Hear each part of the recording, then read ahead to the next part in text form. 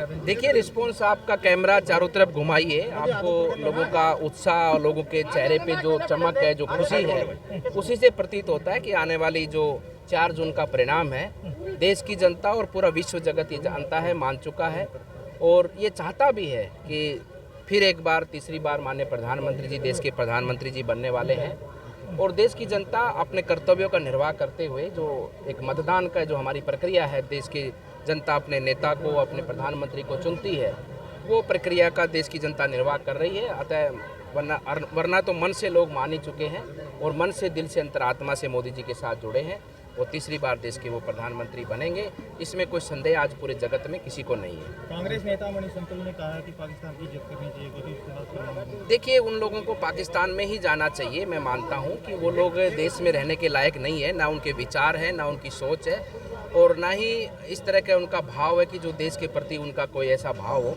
मैं मानता हूं कि उन लोगों का राशन कार्ड पाकिस्तान का बना देना चाहिए और पाकिस्तान को उनको सुपुर्द करना चाहिए कि ये तुम्हारी ही विरासत है, तुम इनको संभालो।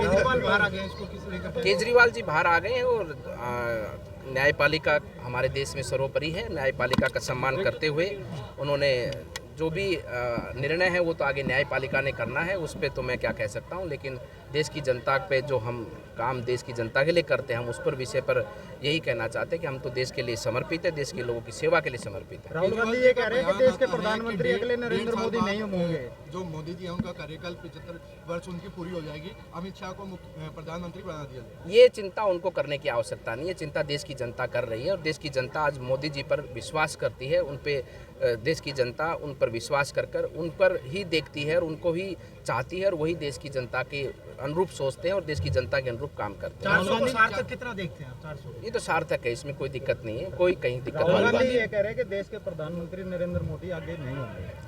अब उनके कहने से कौन होगा, लेकिन इतना जरूर है कि कभी राहुल गांधी देश का प्रधानमंत्री नहीं बन सकता।